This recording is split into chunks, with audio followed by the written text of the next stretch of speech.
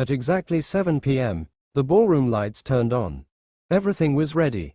Fresh flowers, live piano, custom cake, crystal glasses, a giant digital screen near the stage displayed. Happy birthday, employees had planned for weeks. At least that's what the invitations suggested. 180 confirmed guests. Executives, partners, board members, friends, by 7:15. The room was still empty. Staff exchanged nervous looks. By 7:30, 3 servers stood by untouched food. By 7:45, The pianist stopped playing. The ballroom felt too large. Too quiet. At 8 p.m., the guest of honor arrived. His wheelchair moved slowly across polished floors. He wore a dark tailored suit, gray at the temples. Straight posture, controlled expression. His assistant walked beside him. He looked around once, then asked calmly, "Did I come early?" Nobody answered. His assistant checked her phone. Messages, excuses, travel delays, unexpected meetings, family emergencies. The same people who promised they'd be there suddenly had reasons not to come.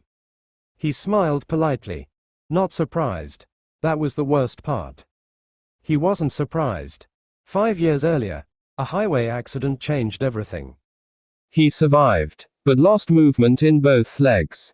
After months of recovery, He returned to work, built the company larger than before, expanded internationally. People called him inspiring, invincible. But quietly, something changed.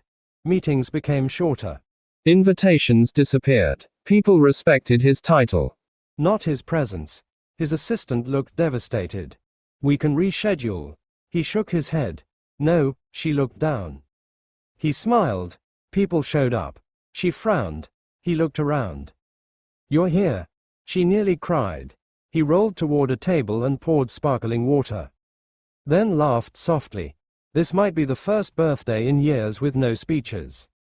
She sat across from him. For a few minutes they ate quietly. Then movement appeared near the entrance. A man stepped inside carrying a paper gift bag.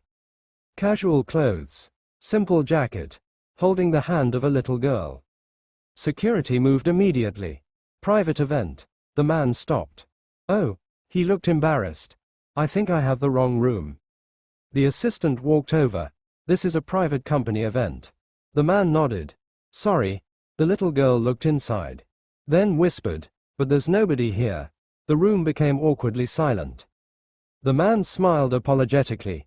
"We'll leave." The CEO suddenly spoke. "Wait." Everyone looked. He asked, "Who are you here for?" The man looked surprised. He pointed toward another ballroom sign. "There's supposed to be a community fundraiser upstairs." He laughed awkwardly. "We got lost." The CEO nodded. Then looked at the empty tables. Then asked, "You already came?" The man looked confused. The CEO smiled. "Would you join us?" The assistant blinked. The father immediately refused. No, this is your event." The CEO looked around. He smiled. Apparently.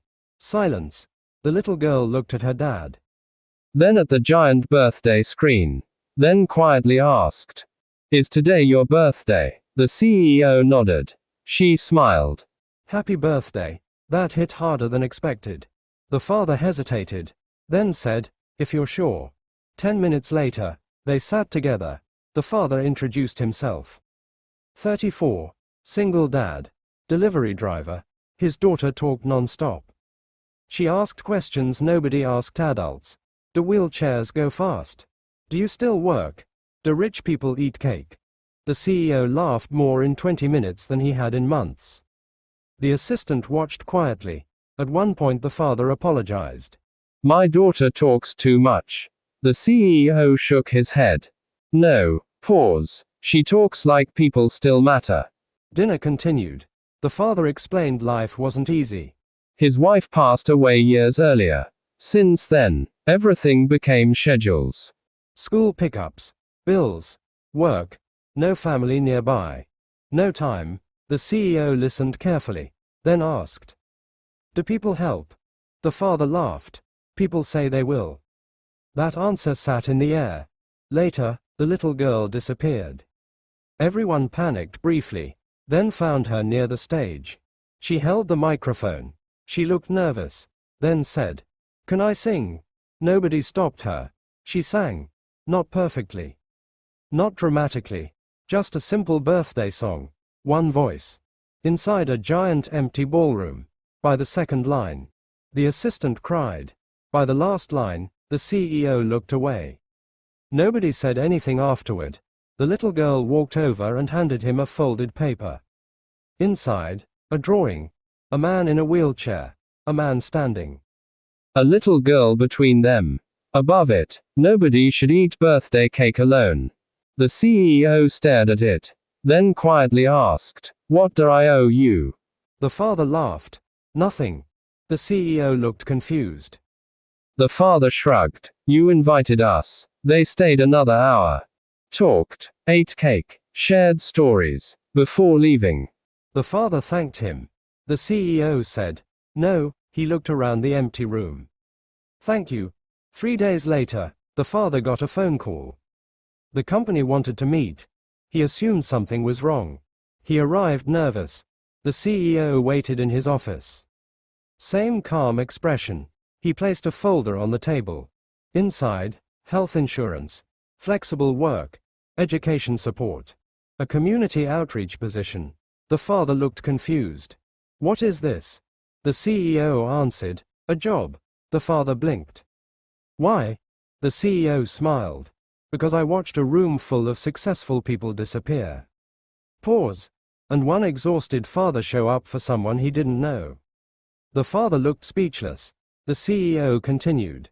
"My company needs more people like that." Months later, the father started leading employee volunteer programs.